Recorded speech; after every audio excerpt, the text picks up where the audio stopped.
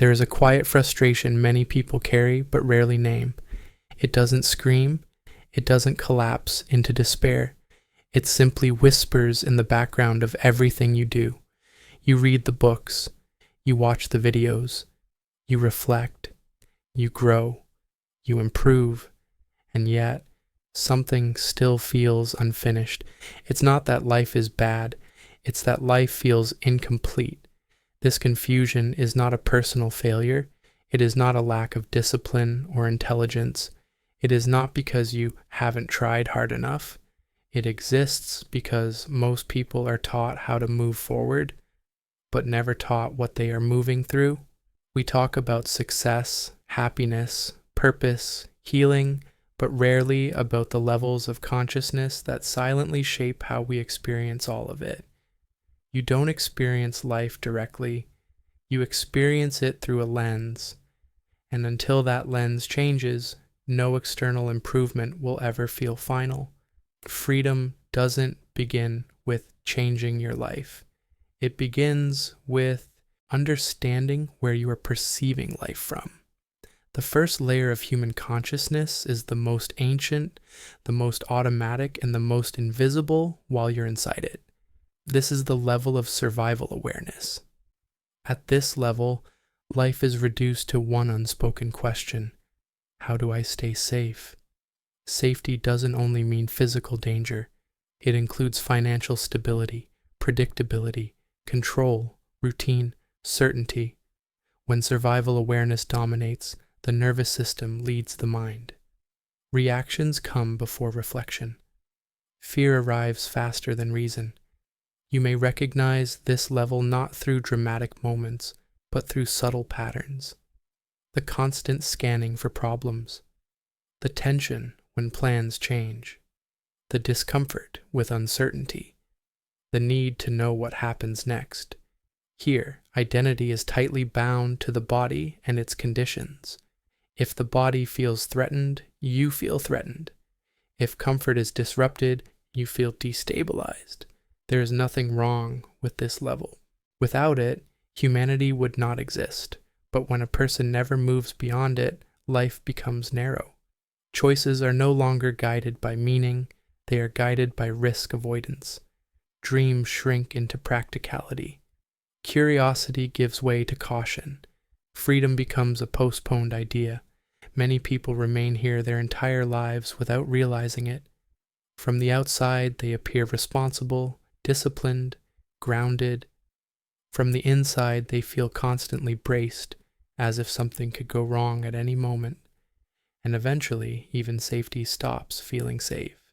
That is when consciousness begins to shift. Once basic survival is secured, the mind seeks something more than protection. It seeks feeling. This is the second level of awareness, emotional consciousness. Here, life is no longer about staying alive, it is about feeling alive. Pleasure becomes direction. Pain becomes the enemy. Happiness is pursued. Discomfort is avoided. At this level, emotions are not observed. They are obeyed. If something feels good, it must be right. If something feels bad, it must be wrong. The problem is subtle. Emotions are real, but they are not stable. They rise, fall, and reverse without warning. So the person becomes dependent on experiences to regulate their inner state. Approval feels like oxygen. Rejection feels like danger. This is why validation becomes addictive here. Likes, praise, attention, intimacy all become substitutes for inner stability. The person believes they are choosing freely, but in truth, desire is choosing for them. And desire is never satisfied for long. What excites today becomes ordinary tomorrow. What comforts now will later disappoint. This creates an invisible treadmill, always chasing the next feeling, always running from the next discomfort. Exhaustion eventually sets in, not physical exhaustion, existential exhaustion. That moment when you realize, no matter what I get, it doesn't last. This realization doesn't arrive dramatically. It arrives quietly. during moments of reflection, boredom, or emotional burnout.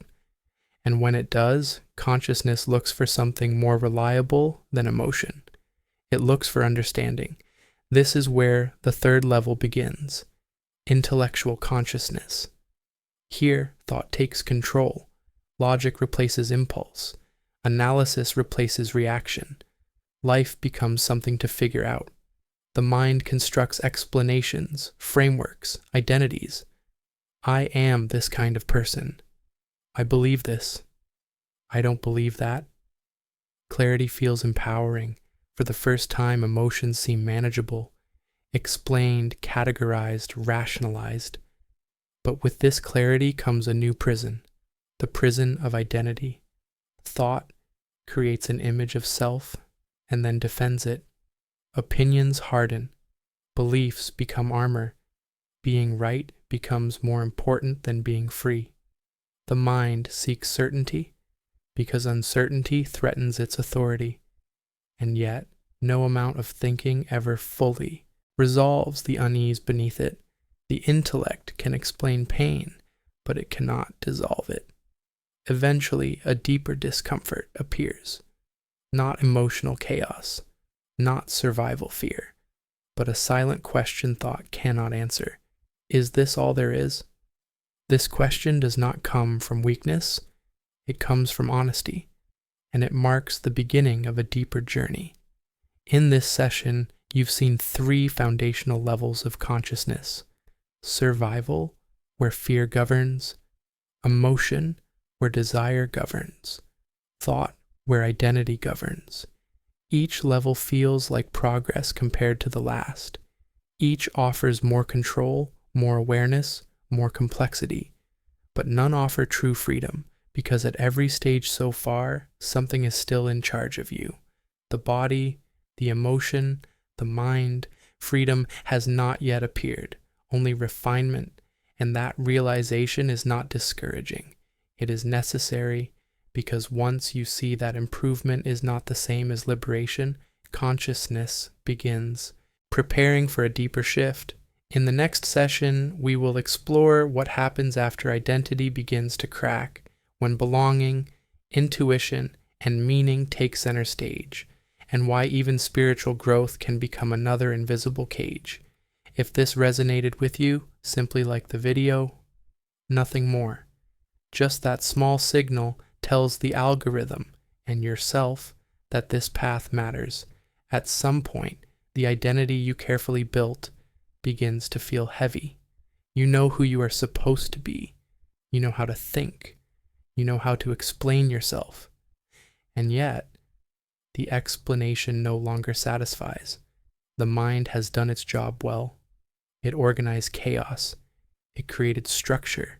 It gave you language for your pain and logic for your choices. But now, something subtle starts to happen. You begin to notice that thinking never actually ends suffering. It only narrates it. No matter how refined your beliefs are, no matter how intelligent your conclusions feel, there is still a quiet tension beneath them. This is where consciousness naturally shifts again. The focus moves away from who you think you are and toward how you are seen. This is the 4th level, social consciousness. At this stage, identity is no longer built only from thoughts. It is built from mirrors, how others respond to you, how you are perceived, how well you fit. Belonging becomes currency. The human nervous system evolved in groups. To be accepted once meant survival. To be rejected once meant danger. That ancient imprint never left us. So at this level, awareness becomes externally oriented. You begin adjusting, often unconsciously. Your tone changes depending on who you speak to. Your opinions soften or sharpen depending on the room. Your true thoughts are filtered through what feels acceptable. This doesn't happen because you are weak. It happens because you are human. The social stage feels safe. Rules exist. Roles are defined. Approval offers reassurance. But there is a cost. The more you adapt to be accepted, the further you drift from authenticity. At first, the gap is small, barely noticeable, but over time it grows. You may succeed socially, you may be respected, you may be admired, and yet, alone, you feel strangely hollow. This emptiness is not depression, it is misalignment. The sense that you are living as a version of yourself rather than as yourself. When this realization surfaces, it can be deeply unsettling, because breaking social conditioning feels dangerous. It risks judgment, it risks misunderstanding, it risks isolation, and yet something within you no longer tolerates the performance. This is where a quieter voice emerges. Not emotional, not logical, not social, subtle, persistent, clear without explanation. This is the fifth level, intuitive consciousness. Here, awareness turns inward. For the first time, you stop asking, "What should I do?" and begin asking, "What feels true?" Intuition does not argue. It does not persuade. It does not defend itself. It simply knows. You felt it before. That moment when something looks perfect on paper, but feels wrong, or when a path makes no sense logically, but feels undeniably right. At this level, life begins to reorganize from the inside out. Old ambitions lose their grip. Old identities loosen. Old conversations feel shallow. Not because you are superior, but because you are listening differently. This is often the stage where people discover spirituality, philosophy, or inner work, not as a trend, but as a necessity. Silence becomes meaningful. Solitude becomes nourishing. Depth becomes non-negotiable. But this stage carries a hidden danger. The ego does not disappear. It evolves. It now wears refined clothing. I am aware. I am conscious. I see what others don't. The seeker identity forms. And while intuition opens doors beyond the mind, there is still someone standing at the door. Someone experiencing insight. Someone claiming growth. This is why intuitive awareness feels liberating but not final. It reveals that control is an illusion. It hints at surrender, but it does not complete the journey. Eventually, even intuition becomes familiar. Insights repeat. Practices plateau. Silence no longer feels expansive. It feels incomplete. This signals the next shift. Consciousness begins to move beyond the personal entirely. This is the sixth level, unitive consciousness. Here, the sense of separation softens. The boundary between self and other thins. Life is no longer experienced as something happening to you, but something unfolding through you.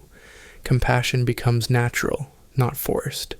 Judgment weakens, not through effort, but irrelevance. Love is no longer transactional. It is not something you feel. It is something you are immersed in. Peace appears without reason, not because life is perfect, but because resistance has. Diminished thoughts still arise, emotions still pass, but they no longer define the center. This stage feels like arrival, and for many, it is where the journey ends. Pain is minimal, meaning is abundant, connection feels constant. But even here, something remains. A subtle observer, a perspective witnessing unity. And as long as there is someone perceiving wholeness, there is still separation. This realization is extremely rare and deeply destabilizing, because it means even transcendence is not freedom. Even unity can be experienced, and anything experienced can be lost. Only when this becomes clear does consciousness prepare for the final dissolution. But that threshold cannot be crossed through effort, practice, or seeking. It happens only when seeking itself collapses. In the final session, we will explore what remains when even the observer disappears, why true freedom is not an achievement, and why it terrifies the ego more than anything else. If you want to continue this journey with me, subscribe to the channel. Not for content, but for continuity. There comes a moment in the journey that cannot be planned. It does not arrive through discipline. It cannot be reached through knowledge. And it is not granted as a reward for spiritual effort. It arrives when everything that could be held onto has already fallen away. By now, consciousness has moved through fear, desire, identity, belonging, intuition, and even unity. Each layer promised freedom, each delivered relief, and each eventually revealed its limits. This is the moment few ever speak about, because language itself begins to fail here. Up until now, there was always someone progressing, someone healing, someone awakening. Even in unity, there was still an experiencer. But what happens when even that dissolves? This is the final movement, not a stage in the usual sense, but the end of stages. What remains is not an experience. It is presence without a center. No identity, no role, no observer. Just this, here, now. This is not emptiness in the way the mind imagines it. It is emptiness of illusion, not of life. Nothing is missing, but nothing is clung to. The most unsettling part? From the outside, nothing changes. The person still speaks, still works, still exists in the world, but inwardly, the weight of becoming is gone. There is no longer a need to improve, no urge to complete oneself, no anxiety about where this is going, because the question itself has vanished. Fear cannot survive here, not because it is suppressed, but because there is no identity for it to attach to. Desire may arise, but it does not pull. Thoughts may appear, but they do not bind. Life flows, but nothing is owned. This is why the ego resists this point more than any other. It senses its own disappearance, not symbolic death, not metaphorical surrender, actual irrelevance. And to the ego, irrelevance feels like annihilation. That is why so many stop earlier. They mistake peace for freedom, love for liberation, unity for completion. Those states feel extraordinary, and compared to suffering, they are, but they are still states. They come and go. True freedom does not come and go. It does not depend on mood, insight, or clarity. It does not need maintenance, because it is not something you have. It is what remains when everything you thought you were is no longer believed. This is the paradox. The mind searches for freedom as an object, but freedom is the absence of the searcher. Nothing new is gained here. Everything false is lost. That is why this realization feels so quiet. No fireworks, no cosmic confirmation, no moment of triumph, just a deep, unshakable ordinariness. And in that ordinariness, a profound rest. Life no longer needs to justify itself. You no longer need to explain who you are or where you are going, or why this matters. Meaning dissolves, and with it, the burden of needing meaning. This is not nihilism, it is intimacy with what is. The world is not rejected, it is met without resistance.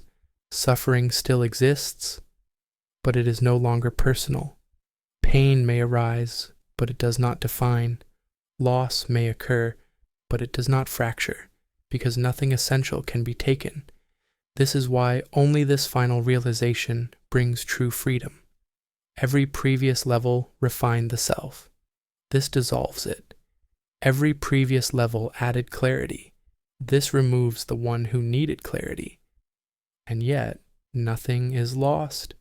In fact, life becomes startlingly vivid, colors sharper, moments fuller, presence deeper.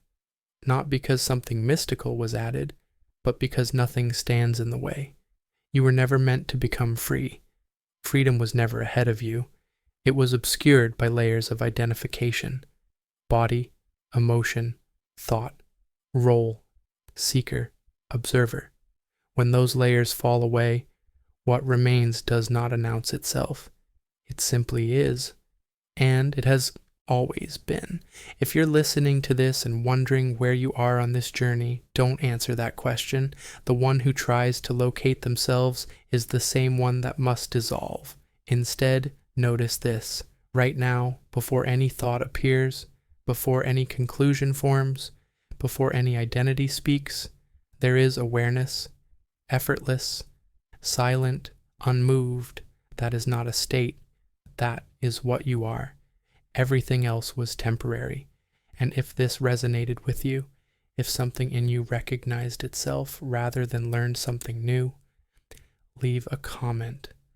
Not to explain, not to prove understanding, just to mark that moment of recognition. Sometimes that's all that's needed.